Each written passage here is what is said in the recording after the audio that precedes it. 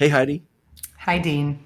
Heidi, okay, so I've got three different scenarios to go through. Welcome back, by the way. This is episode Thank you. 174. You were on 41, I think, something like that. So there's a lot of episodes in between, 133 apparently. And so welcome back. Tell folks a little bit about you again, and then I'm going to introduce you to the first of our three scenarios. Well, I'm a fractional CMO, have been for a couple of years now. I focus exclusively on B2B, and within B2B, exclusively on tech. I specialize in AI and professional services, specializing in commercial real estate, because those are kind of the two industries where I did a decade each. I also write a lot of business books, and I focus on organizational effectiveness, getting through breakdowns, and helping people accomplish more with less stress, effort, wasted time. All right. Okay, so scenario number one, and then after you answer this, we're going to switch over and talk to law for a moment. I imagine most of your clients are completely or mostly virtual, so you don't actually go to their premises necessarily all that often. But in this scenario, they're only 5 minutes from your home, so you've signed this client. Today's the first official day. You're going to go into their building, right? So you're going to walk in on day one. What's the dream scenario when you, as a fractional CMO, walk into a brand new client, and what's the nightmare scenario? Ooh, the dream scenario is all about that attitude of ambition. Yeah. They're open to new ideas. Ideally, they're somewhat organized so I can quickly access what I need.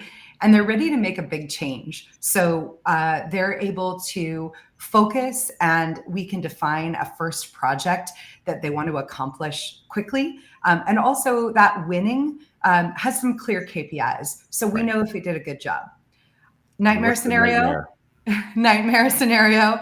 The executive team is not aligned on what they want to accomplish. So winning is unclear. KPIs might be non-existent. You have no background of what came before.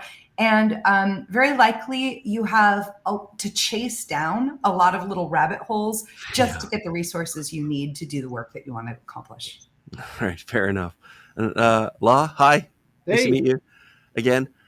So tell folks a little bit about you, and then talk about your, day one nightmare versus your day one dream scenario. I have a dual kind of Batman-ish life, Batman Bruce Wayne kind of life. I'm the president of my firm, Tocobaga, TOCOBA.GA. If you're looking for the website, and it's a mostly lead gen B2B, B2C, B2B2C integrated marketing agency slash small business advisory, because I have a business plan writing background. Right. And then I have another career as a stand-up comedian. I might not be very funny on here, but both kind of help each other out in a weird yin yang kind of way. The dream scenario is you come in and have an honest discussion. They tell you what's actually wrong. Right. You don't find that out later. They didn't hide it. Yeah. Didn't hide it. Being a comic, when I used to hide it in those first intro meetings or the first onboarding meetings, and now I tell them straight up, and it kind of opens up that honesty in a weird way. I don't know why, but they let their hair down and kind of tell me what's really going on. And the worst scenario is kind of the opposite of that, is when they're not giving me all the answers, and you feel it in your, it's intuitive, and you're like, right. What, you can't tell me what the revenue was last year. You can't tell me revenue goals. You can't tell me, I don't think you have a business plan. 99% of my clients over 10 years have never had one, not even an outline. But you can't tell me your income statement from last year, or your P&L or something. And so that's when it gets tricky, and you have to become a detective. And I don't want to. That's a waste. That's wasted time on both sides. Yeah. All right. Fair enough. Okay. So, Lost, let's stick together for a second. Scenario 2 of our 3. Okay. You're the main speaker. You're on stage. There's 250 people in the audience. They all came from corporate. They all became fractional CMOs yesterday. So to them, you are the expert at fractional CMO, right? So I'm gonna between you and Heidi, we're gonna go back and forth. There's 3 parts of the speech that I'm gonna prompt you for, and then you finish the thought for me. Okay? So Mad Libs. Kind of like Bad Libs. Yeah, you Okay. can. Your answer can be as long as it needs to be. Okay. Right? Like as we say in copywriting, it should be as long as it needs to be, but no longer. Right? So first is, okay, guys, welcome to the world of being a fractional CMO. I can tell you right now, the thing you're going to be most shocked by is having to explain what a fractional CMO is to almost everybody you meet, including not prospective clients, just almost everybody. Yeah. Most people don't know what a CMO is, so you have to kind of explain what the job is first. Fair enough, right? And Heidi, how about you when you're giving your speech? The thing, guys, that as new fractional CMOs, you're going to be most shocked by? You are the chief cook and bottle washer. Yeah. You are going to be doing all the things. And until you hire an assistant, and I took that leap about a year ago and hired a full-time assistant, until you hire someone to help you build the spreadsheets, do the research, pull together the nitty-gritty that normally you would have a team to direct to do, you will be writing the tweets or the LinkedIn posts or converting an image from a JPEG to a PNG. You will be doing all the things. So you need to become kind of Batman. You need to build all of those capabilities into your tool belt. Otherwise, you're going to get stuck and stopped at every turn. All right, fair enough. So Heidi, around the middle of your speech now, and you're saying one other thing, by the way, folks, many of your clients just do not understand what? KPIs. Many of them don't understand the value of domain authority or backlinks or dwell time. And they don't understand it, first of all, for why it's significant. Secondly, they don't understand the diagnostic metrics that underlie some of the maybe leading edge KPIs. And so I actually spend a lot of time educating executive teams on why something matters. For example, why does branded search matter, and why does reducing the overall total of branded search matter and help you bring in more organic search traffic? All right. And Law, what do you think? Most clients just don't understand what? They don't know what they don't know. And it's not to be a little like obtuse to say that answer. It's most of them don't know what their brand actually is and the messaging they push out. And they don't know who their target audience should be. So when I walk in, I go, who do you think your customer, client, patient is? And they can't really tell me. If they can't tell me military-like callback, they don't know. Right. All right. And then Law, some intern is trying to signal you that it's time to get off stage, and they're bringing up the music even, right? And they're trying to get people to applaud, but you're like, no, one more thing. If I get the most important lesson I can ever give you from now and the next few years about getting clients, the most important client getting lesson is what? Follow your own advice. Don't get in your own way. You're an entrepreneur, really. And the one thing all entrepreneurs have in common is they can get in their own way. The successful ones don't. Right. And Heidi, how about you? The one most important core lesson, if you can't tell them anything else about getting clients in their business, what is it? You need to listen for the pain in the market. And so if somebody comes to you and says, I need revenue, and so I need you to do some marketing things for revenue, you also need to be listening for the fact that they might also be thinking in their head, my pain is orchestration. Like my pain is I don't have the time to manage a team of marketers, or I don't have the time to handle certain things or approve certain things. And so you need to fulfill not only their expressed needs in revenue in marketing, but you need to fulfill their unexpressed needs like orchestration or transparency or holding yourself accountable rather than making them do it for you. All right. No, good answer. Okay. So third of the three scenarios. You're at a conference kind of thing. You're on the floor, right? We're at the booths and everyone milling around. And there are a lot of fractional CMOs there. And there are a lot of companies looking to hire fractional CMOs, or at least to talk to them, right? So you're sort of talking to prospective clients on the floor.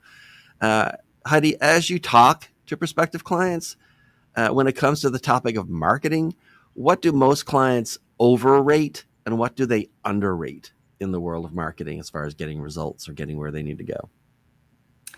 I What's feel like a lot of overrated and underrated? businesses, oh, I'm sorry. I feel like a lot of businesses overrate the promise of a software platform. Right. Man, if we could just buy HubSpot, all of our problems will be solved. And yet Yeah. they neglect to assign a power user. So there's that promise that one tool will solve their problems, and that's always overrated unless you truly dig in and use that platform for all it's worth. On the flip side, in terms of what's underrated, I think it's the clear approvals and workflow. Thinking along the lines of how can you make the process of building something more agile and less waterfall, Right. less waiting for somebody to pass the ball. And so with that, I'd be asking the question, like, how do we get to an MVP, a minimally viable product? And how can we do it in a way where lots of people can be working in parallel, so that we can move this faster and get it into the experimentation and testing phase, rather than kind of sitting back and saying, well, we're going to spend, months and months perfecting this and cross our fingers that it's going to work at the end. I'd rather get something shipped really rapidly and then Right. see if the market likes it. And Law, how about you when you're talking to prospective clients? Right now, what's overrated and underrated? I'm trying to hide my dog in the background of this video. You don't have to. It's 2025, man. Dogs are part of the routine. But it's like distracting me. I look and it's creating a light like I'm holy, like I'm Jesus' brother. Give me the question again, please. When you're talking to prospects and they're talking to you about marketing, what's overrated and underrated from what they talk about? Most people come to you with a tactic in mind, and it's usually because them or their partner has an interaction with it. We should be on Pinterest because my wife's on Pinterest. And you're like, whoa. Here's how you should think. Macro to micro. Tactics is like the last thing. You don't even know who your audience is. Yeah. You don't know what your brand is. And we don't have any goals set, any KPIs, any benchmarks. We don't have campaigns going. Tactics are the last thing we're going to talk about. Yeah. And what's underrated? Writing a business plan. And really, it doesn't have to be one that's 60 pages, because that's a lot. It's a lot of research, most business plans, and it doesn't have to be for getting a loan or anything. I think people have a weird misnomer kind of knowledge about that. I think an outline of a business plan will work. bplan.com, there's a bunch of them out there that are like templated. Right. What's your mission, vision, core values? Who are you? What do you do? Why are you better? Why does the customer, the client, patient benefit from what y'all are doing as a product or service? So I don't think people think about the basics because you get really caught up. You get really busy, and you don't take a minute to step back and go, what are we doing? And that's what we're good for as a fractional CMO. Well, let's talk about basics for a second. That's a good thing. So the next question is sort of our scenario. You're on the floor. You end up talking to a refreshingly honest prospective client. Okay. And they say, look, man, like, I don't even understand this part of it. Like, what is marketing? Law. Marketing's an aggregate of a lot of different tactical kind of strategies employed. That kind of sounds like it was ChatGPT that wrote that definition. So let me try to. It's not just advertising. It's not just social media organically. It's not just social media ads. It's not just email marketing. It's all these things integrated and omni-channel, so they're leveraged on top of each other. The scenario I always like to use as an example, because everybody's bought a car. On average, there's 25 touch points when you buy a car. 19 are digital, 6 are offline. And they all leverage on each other. When you think you're doing pocket research on the lot, they got you geo-fenced in to their own websites you don't know they own. And they're giving you information that you think is valuable, but it's their own information back to you. So things like that. All right. And Heidi, someone asks you, what is marketing? What's the answer now in 2025? I think marketing is about creating a promise. It's a brand promise, and This promise has often been associated with creating an identity that confers trust, that gets somebody to trust you enough to get into that sales cycle with you. But unfortunately, we have this habit of assigning trust wrong. We either look at somebody's track record and credibility and say, oh, that must be a reason to trust them. But can you imagine trusting a doctor who's done it a million times and says, well, I've got a tea time in 45 minutes, so we're going to make this quick, right? But by the same token, there's a habit of it's assigning trust based on sincerity. And can you imagine a doctor coming in and say, well, I've never done this before, but I promise I'll be really careful. So neither sincerity nor competence really accurately give you trust for a brand. The only way I think in 2025 that you can really build that brand promise on trust is by showing accountability. And that means transparency, like in all of the things that we expect from our brands in terms of positive business practices. And it also means providing kind of a declaration that something is done and is done well. And so that looks like a brand checking back with me to see if I'm happy with the product that I bought.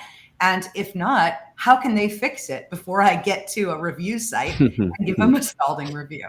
All right, excellent. Okay, so the last question in this scenario where we're on a floor and we're just talking to prospective clients. Heidi, as you're talking to a company and wondering if they're a good fit, what's a red flag when you're talking to a prospective client, and what's a green flag? The green flag is definitely that a client is more interested in talking about the results that they want to achieve than the specific steps to get there. Because a lot of times when they start with the steps, I'm thinking, okay, well, that's an excellent answer, but what was the question? Like, what are we really trying to achieve? So for me, that's the best green flag. I think a red flag is not knowing what you want to accomplish, or saying, well, I really like Apple's website. Let's make it like that. Right. Or just kind of having something that you're trying to duplicate rather than being open to the thing that's going to drive your business because it's unique to you. All right. Heidi, when I come back to you, I'm going to switch the law now. When I come back to you, it's your turn to ask a question. You can ask a question of anyone else on the podcast, and any question you want. Law, so when you're talking to prospective clients, like, what's a green flag and what's a red flag? Like, no. Like, not only do I think that I'm not right for you, I'm not sure you should be talking to any fractional CMOs. What's a green flag and a red flag with a prospect? Just had this happen, and if you go to my podcast, you can hear me talk about it because the guy was such a jerk. I had to just, what's the podcast better for than venting out this stuff in a funny way? The thing was listening. It's on both sides. Red flag, they don't listen. They're not taking it in. They just want to plug in something to fill what they think is what they need as a seat for their business. And they're not really taking it in. The good one, the green flag, is when they're listening and imbibing it in and really digesting it. And usually the really best indicator is I'll get an email a day or two later or something, and they're like throwing ideas at me after the things we talked about. And that's always like the best kind of client, All right. When I come back to you, you can ask anyone in the podcast any question you want. But Heidi, what's your question? Well, Law, I'm curious if you would talk a little bit about how AI has affected what you do, either specific tools you're adopting or even specific guardrails you have that maybe keep AI out of your business. How is that becoming part of your business? I look at AI right now in 2025 as, it's like the TI-83 calculator, right? It's going to help you a lot. It doesn't do everything for you yet. But you need to learn how to do sine, cosine, and tangent on it for class. I kind of look at it that way.